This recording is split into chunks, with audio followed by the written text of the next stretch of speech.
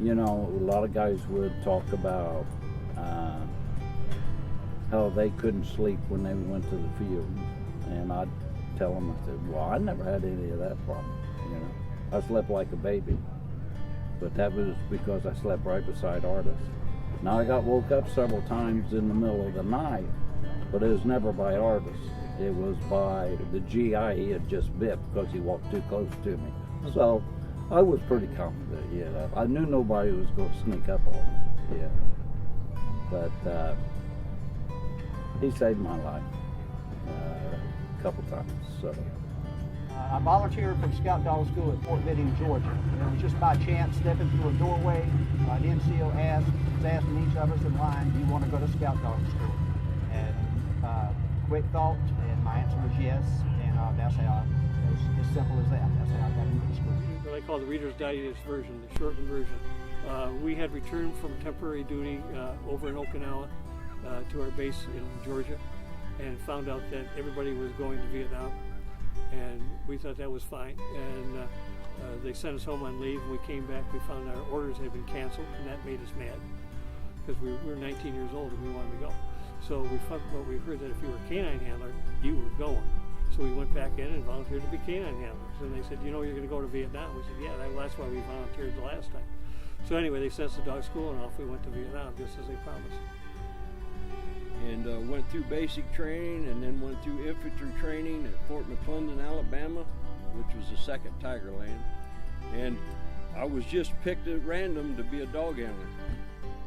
My NCOIC sergeant in charge come up to me and says, Airman Potter, your performance reports are really good.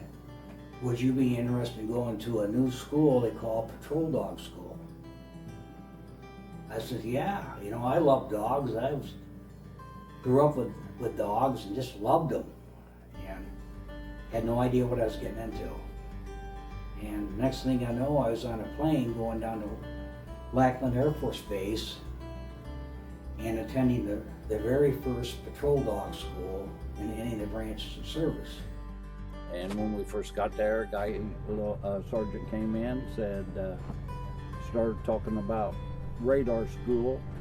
Then he started talking about Scout Dog School.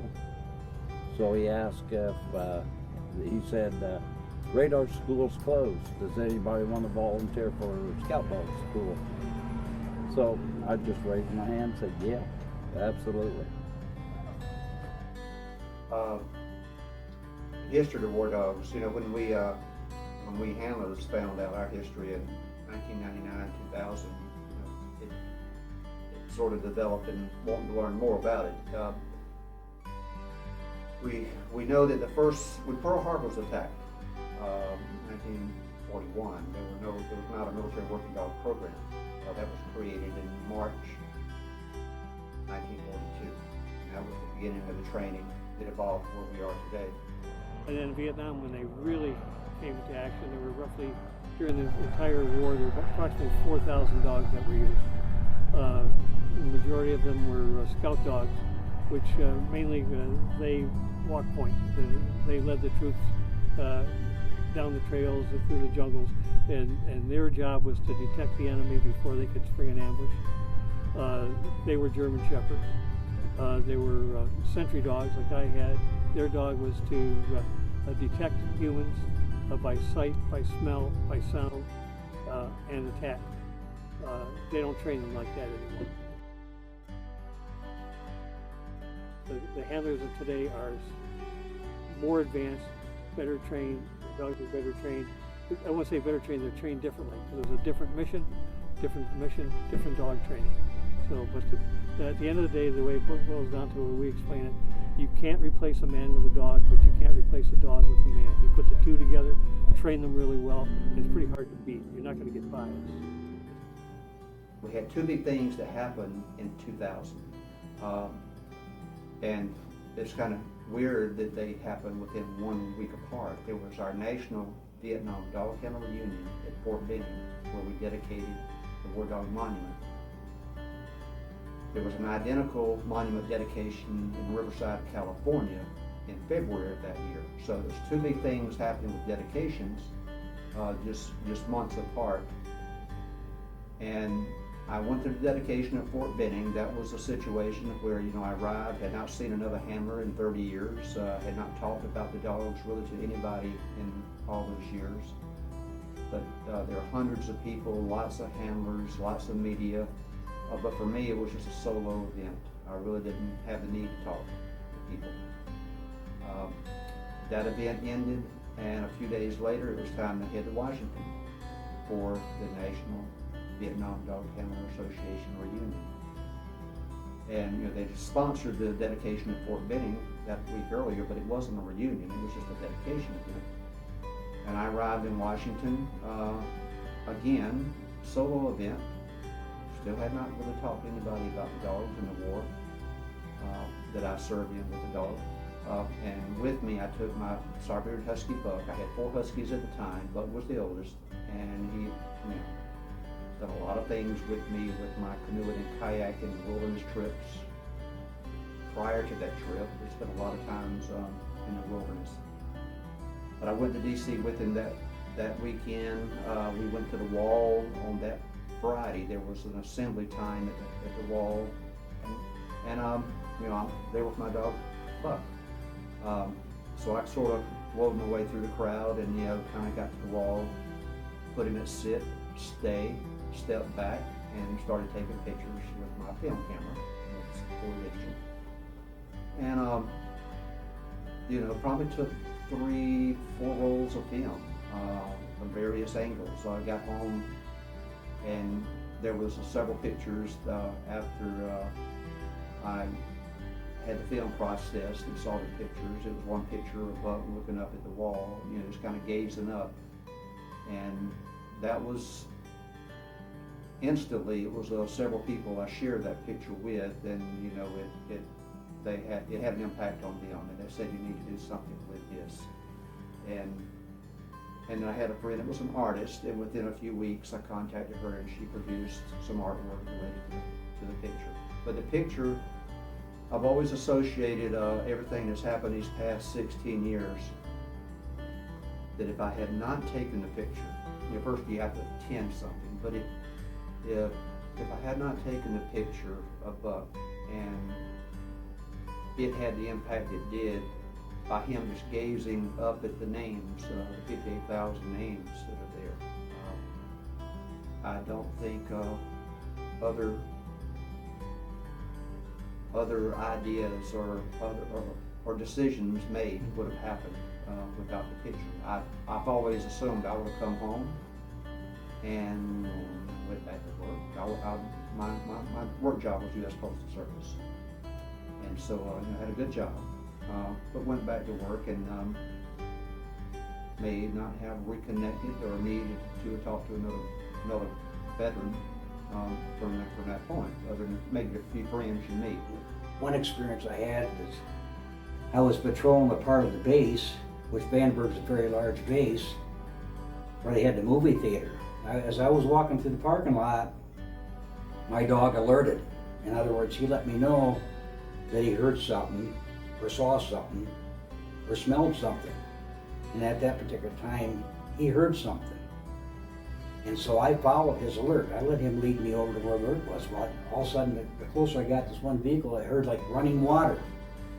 Well, I looked over there, and there was a siphoning hose hanging out the gas tank, and the gas is running. It had already filled up the gas can there, and it was flowing onto the parking lot. Well, I couldn't just leave it run like that. I had to pull the hose out, and then I called it in, and continued to search the parking lot. And all of a sudden my dog's name was Raven. He jumped up on the side of the car and was looking in the window. So I look in the window, and lo and behold, there's this guy laying down the seat. Right away he admitted that what he had done. And so I arrested or contained this individual, and they come and picked him up. One of the things that I still find fascinating, the 101st Airborne shared a portion of our base, and they had control of part of our perimeter, our distant perimeter, which is roughly 22 miles in circumference. It was a big base. And I was right at the borderline where the 101st Airborne had their men and where we were. And I was out there, and my dog went on alert, and I was going through elephant grass roughly about chest high. And I could tell by the way he was acting that it was a GI. If it was a Vietnamese out there, I couldn't hear him, but I could feel a growl come up through the leash. And that wasn't happening, so I knew I had a GI. And so I'm quietly going, as quiet as I could, going through the grass. And I hear a faint, "Who's there?" And so I didn't figure he knew it was a GI because I was coming from the base. I mean, just common sense told you that. And I identified myself, and he called me into where he was. And we sat, it was really a pretty dark night. We were about 15 feet apart, sitting in the grass. And the conversation between two GIs meeting in Vietnam always started the same. First question is, how many days do you have left? Everybody knew to the minute how many days and how many hours they had left in Vietnam. And so that went out of the way. Then where are you from? And he said, Detroit. And I said, so am I. And I said, what part? He says, northwest corner. I said, so am I. I said, where in the northwest corner? He said, Redford Township. I said, so am I. I said, where'd you go to high school? He said, Redford Union. I said, when did you graduate? He says, 1965. I graduated in 64. I said, do you know who you're talking to? He says, no. I said, it's Adams. He goes, no. And we had red lenses in our flashlights. I've turned on so you can see my face, and he did the same. And in the middle of the night, my dog takes me through elephant grass and finds the guy I went to high school with. I think that was the coolest thing ever. And that's one of my favorite stories about Andy. These dogs were very well trained, and my dog in particular, I believe, was the best dog out of 30 dogs. I mean, every guy thinks his dog's the best dog, but he really was, because he was the hardest biter, the strongest dog, the best nose. I even took him on a 5-mile tracking job one time. We had an escaped mental patient at Base Hospital, and I tracked that guy for over 2 miles to the brush. And the track stopped at a 2-lane road, and I worked the road a ways on where it stopped, on this way and that way, then across the road, and I determined that somebody had picked that person up and took him into town. And I told my supervisor that, and that's where they found him. Somebody had picked him up in his pajamas, and were right in town. We was a team, and my job was actually to save lives, which I did in other ambushes, so we didn't walk into them. But the dogs slept with me every night, and we was an inseparable team. When I had to leave him was like leaving your first love. You may have not had your first love, don't get in a hurry yet. But when I had to leave that dog, I cried like a baby. I actually cried for most of my dogs that I left. It really hurt. And never be afraid to show your emotions. It doesn't make you any lesser man. That's for sure. He definitely gave me confidence, and being a dog handler, you have to have confidence in your dog. If you don't, you're going to be in trouble. And I had all the confidence in the world in that boy. Because if you have any kind of a relationship with an animal, you realize that they're very dependent on you. And they're dependent on you for food, for shelter, for comfort. They forgive you instantly. They're always glad to see you. They accept you without, they don't care if you're good looking or bad looking. To them, they're the best looking thing in the world. Can't ask for anything better than that. And it has to make you feel better. I've joked with a number of people through the years that God gave me a dog to protect me because I was such a young, goofy kid. And the truth is, most of us were kids over there. It became truly a bond that I've never experienced before. And it was just, he was my buddy, and we had a lot of good times together. We had a couple times that wasn't all that great. They are very, very forgiving. They don't hold a grudge like humans. And to you, I hate to use that word because I am a Christian, and they look at you like a God. You know, you're their love and the reason why they live. And that love and respect travels up and down the leash.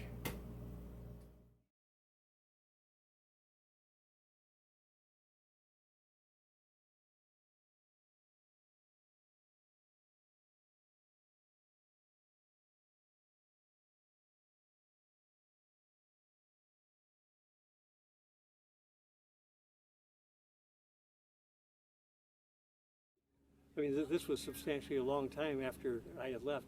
There was no question. Andy had been dead for a long time, and it was still like somebody kicked me right in the chest. I was really surprised by that. You know, I really was. I mean, of course the dog's dead. Well, it's one thing to accept it, it's another thing to hear how, and it's official. He's really gone. So. It was a sad ending to their legacy. To be destroyed like that as surplus equipment. It hit every dog handler. It was a punch in the gut and a stab in the heart. I'm fortunate that my chef lived to be 10 years old. I was able to get in touch with the last handler that had him, who happens to live in Seguin, Texas, and he advised me that Shep became very sick, and he was put down for humane reasons, not because he was an extra piece of equipment. So he was fortunate. He was 10 years old. Broke my heart. I had 2 dogs that I had in the military. One of them was Gretchen. I found out about 8 years ago that she was one of the 204 dogs that got to come home, and I was thrilled to find that out. But Artis was killed in Vietnam, so knowing what happened to both my dogs gives me peace of mind. My Shep here is my service dog. He can tell when my sugar bounces. I'm a type 2 diabetic. Thank you to the herbicides that they used over there. I have not only the adrenaline thing, I have some issues with some PTSD from other things that happened over there that were not just the other. And if I get into heated discussion, we'll call it, he will get between me and the person I'm having that discussion and back me away. And when I'm down, he's always there. And he sleeps by my bed every night, or on my bed with me and my wife. He goes everywhere. The truck I'm driving here is his truck. So when I open the door, he's in the truck. On one hand, I truly love what I do. I love to bring knowledge to the people and be able to tell them a little bit about the dogs. But on the other hand, I absolutely hate it. It just takes me back to the bad times, and I want to remember the good times. They were a selfless, dedicated partner that helped us complete our mission. And we had very personal feelings for them, for our companions, our canine companions. And it's something you never forget. You always have it with you. They are soldiers, and they should be treated as such. We don't get retired overseas and then put down because we can't find somebody to be able to afford to bring them home. In order to adopt a dog in Korea, or Germany or wherever it's retired at, you're responsible for getting that dog home. So you're looking at anywhere from $500 up to $1,500 to bring that dog home. And the government needs to bring the dogs back to the United States and then put them up for retirement and adoption. You know, They should be as respected as their two-legged partners. I think that when young men go to war, I think God sends angels to watch them. And sometimes they come as helicopter crews like these guys over here. And sometimes they come as doctors and nurses. And sometimes they come on 4 legs. We're here. You know, we're here because of that. That's the only reason that all those guys are here. And it's crazy. I mean, you know, it's been almost a half a century ago, and we still get emotional about it because we're so proud of those guys. It's never about us. It's always about those dogs, and it's about those guys. Compared to what those guys did, I didn't do a darn thing. But my God, I'm so proud to be part of that. You know, I told him, I said, if you ever have a parade, I'll be proud to march with you, but I sure appreciate being able to march on the back row because that's the way it is.